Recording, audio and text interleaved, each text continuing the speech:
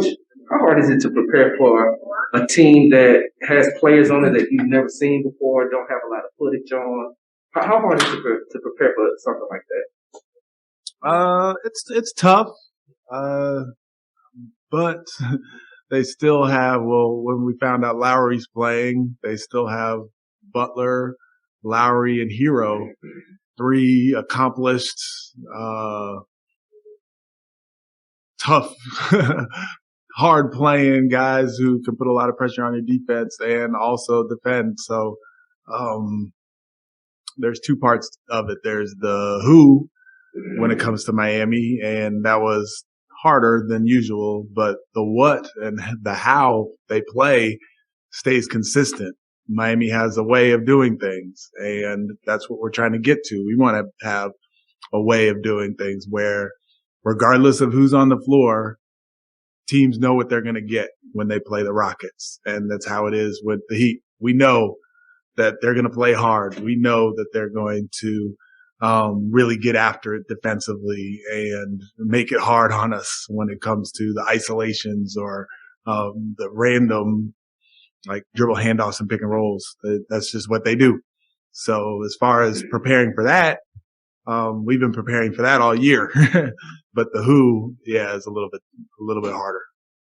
Jae'Sean coming back, but being away for 4 days and no shoot around today, can you gauge where he is? And is this in general a problem coaches are going to have to deal with guys having to play as soon as they're clear? Yeah, it's going to be we'll see. I just found out like an hour ago that he's going to be able to suit up. So I really don't have any idea what we're going to have when he gets on the floor. He hasn't been able to do much at all or anything for the last 4 days. So I'm sure Spo's going through the same thing, with Lowry. They just found out about him. So, teams are going to be going through that until hopefully we get past this at some point, whenever that may be. Stephen, is there anything on the health/injury front, anything new beyond Jae'Sean coming back? No. Starting back-to-back, last back-to-back, you held guys out. Because they're not being held out this time, does that indicate anything about tomorrow? Availability? No. I just have to be conscious of the minutes more than anything. But no, we're playing tonight, and we'll see how tonight goes, and then we'll evaluate about tomorrow. But if I do my job as far as the minutes are concerned, I can't play Jalen 38 and I can't play Scoot 35 and expect them to be able to play the same amount of minutes tomorrow. So they'll both hopefully be available for tomorrow if we can make sure that their minutes are good for tonight. Because you use Jae'Sean to initiate offense so often, does that make it easier for you to maybe sub more in the backcourt? You don't have to keep certain guys on the floor. So. Yeah, it does. He makes it easier, period. Whether it's on the defensive end or the offensive end, we have a ball handler. We have someone who can make plays for others. On the defensive end, we have someone who can guard multiple positions, guard primary scorers. So, yeah, he makes it easier to sub. He makes it easier to play. He makes it easier all the way around for our group. What have you thought about the way Jalen has looked since he's come back from his injury?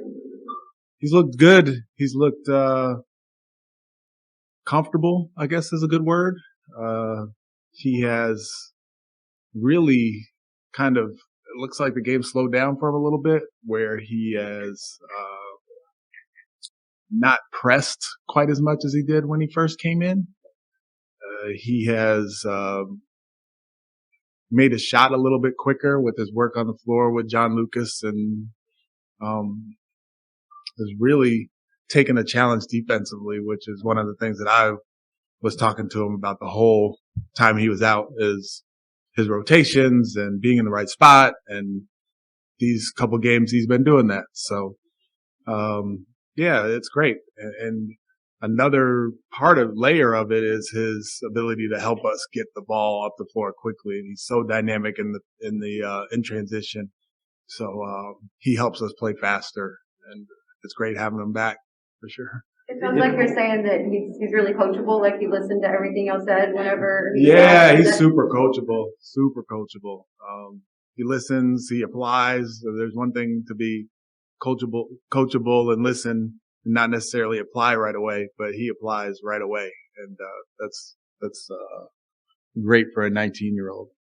Is it difficult balancing how much time Jalen has the ball in his hands versus how much time he plays off ball? Not really.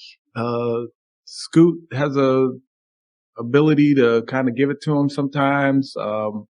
If we could force a few more turnovers, then you don't have to worry about that. If we're getting stops and rebounds and outlets to the closest guy, then we don't have to worry about that as much. So the more play calls I have to make, then that kind of comes into play. But if we're not making quite as many play calls and we're playing kind of in flow and pace and quick hitters, then everybody gets their opportunity. Coach, after the game against the Lakers, LeBron had high praises for Jalen Green and for Kevin Porter Jr. What does that mean to you to hear a player of LeBron's magnitude talk about him like that? It means a lot. He's one of the best ever. So competitors know competitors, and competitors know, or the greats, I guess, know, what they see. So yeah, that means a lot, especially from him. I mean, he started the game at the 5 last game and could have played any position and had control basically of the game, especially down the stretch. So for him to recognize that those guys are going to be pretty good is great for all of us. Do you have any New Year's resolutions, either personal or team centric, that you can share with us? I don't really do New Year's resolutions. I'm tired of breaking them. So I decided this year I'm not going to make any New Year's resolutions. Just keep improving. That's always the goal. But like specific ones, I feel like nobody ever keeps their New Year's resolutions, like work out more and eat better and all that lasts till February and then right back. So